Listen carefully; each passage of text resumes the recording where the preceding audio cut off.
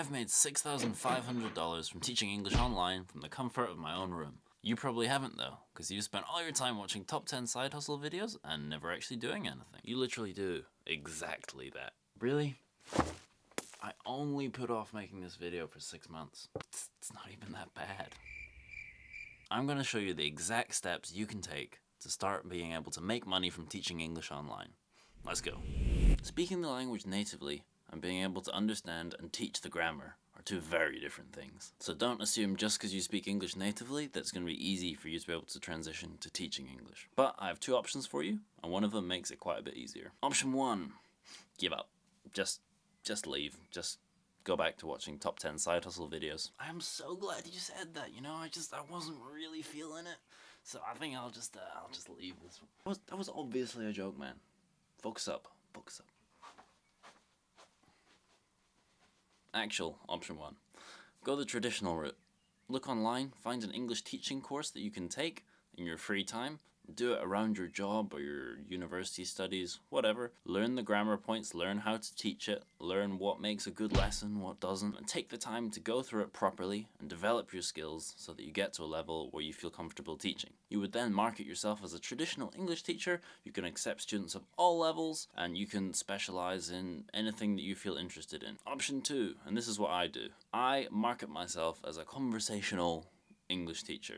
So what we focus on in my classes are practicing conversation, talking about certain themes, and we don't go so much in depth on the grammar side. This is typically better for students who are at a higher level, who maybe don't have somebody to practice English with on a daily basis, and they're just looking for somebody to chat with, talk about themes related to their work, get corrected, and just practice conversating with somebody. For this, you're not going to need as much in-depth knowledge about grammar, about how to teach grammar, and that aspect of it.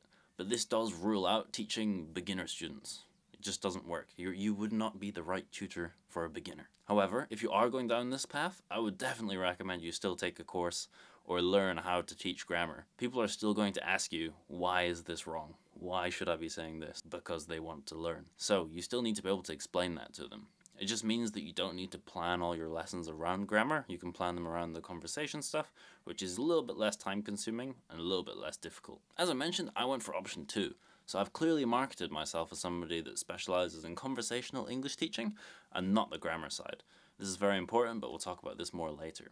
A great hack to get some real lesson experience before actually having paying students is to jump on an app like HelloTalk or Tandem. These are language exchange apps, and you can offer your services and say, hey, I'm happy to teach you an English class for free, just give me some feedback, tell me how it went. This way you can practice what you've learned in your course, you can get some experience, build up your confidence before going into the setting where people are paying you or you're having to do kind of trial classes to get approved for certain platforms. The next step is to choose your weapon. By that, I just mean decide on which platform you're going to go with. I just thought it sounded cooler. I've only used Preply, so that's the only platform I can really talk about, but have a look, explore, see which one would work best for you. I know some of them will require trial lessons to get approved as a tutor there. Some you need degrees, some you need to be native speakers.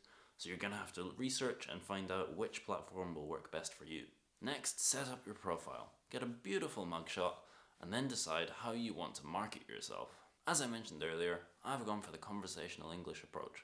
So I'm making sure that that is very clear in my description, in my bio, when I'm talking about what I can offer. You don't want anybody coming in with the wrong idea of what your lessons are going to look like. I would also recommend putting a few things you're interested about or you think that you would do especially well with. So for me, when I started, I think in my description I said, I find business and investing very interesting, so I'd love to talk with you about that. So I've had people that have signed up to lessons because of that. They've said, oh yes, I'd love to talk about my job that I do here, or I find this interesting as well, and I thought it would be good to practice some conversations around these topics.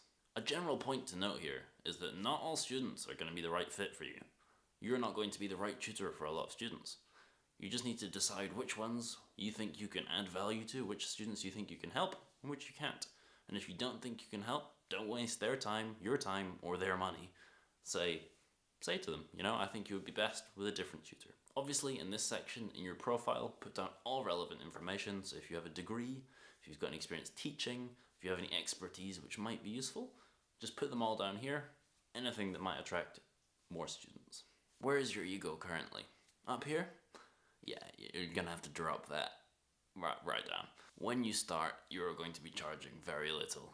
You have to build up experience, you have to build up reviews, so you're gonna have to set your price way lower than you think to start with. I started at $12 an hour, which you might not think is that bad, but bear in mind Preply took a third commission, so I was only getting $9, which is about £7, plus, so £7 an hour plus planning time.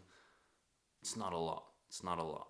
As time goes on, as you build up experience, as you get more confident, you can start to increase those prices as you get more lessons built up and you get more positive reviews. Now, teaching hours. Do me a favor and just don't make the stupid mistake I made. It's very stupid. Only make yourself available for the hours that you will consistently teach. So if you can only teach 6 p.m. till 9 p.m., only set that as available. Don't do what I did. I read that having more hours available will get you more students and push your profile. So I had like literally 24-hour availability. So I had lessons that I taught at like midnight. I had lessons that I got up at 4 a.m. to teach.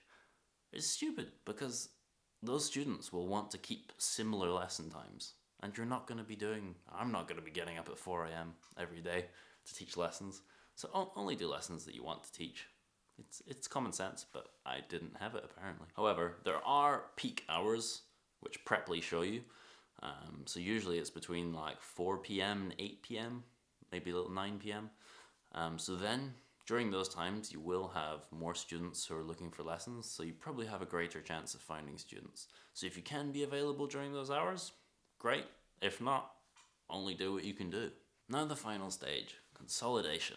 Here, you want to continue to increase your price as you see fit, as you gain more experience, more reviews, and if you think the demand is there. It's worthwhile checking out what other tutors are charging, what seems to be the going rate, and if you have anything different you can offer that you could justify increasing your price. Once you've reached the stage where you're happy with the price, you're happy with the amount of hours you're teaching each week, I would recommend just turning off your profile once you've found students that you like working with, and that take regular lesson times. This allows you to have a little bit more stability that you're not really able to have at the start. If you can have a set amount of hours each day that you work with the same students each week, it becomes a lot more stable, a lot more relaxed, it's a lot just easier as you know what you're expecting each time.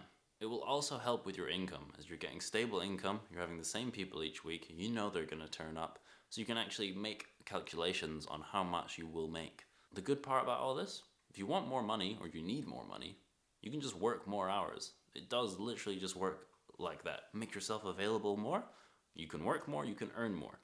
It's not the easiest of jobs, but you can make money if you want to. Another point is it's actually just really nice getting to know students. Like I've been speaking or teaching some students for over a year. I know all that's going on in their life. I get the gossip every week. And I really like some of them. So it's nice being able to build up that relationship with students as well, which will happen if you're more consistent and you have the same hours each week. This is exactly how you can get started teaching English online. Don't go back to watching more side hustle videos. Commit to it, give it a go, and see what happens. See you next time.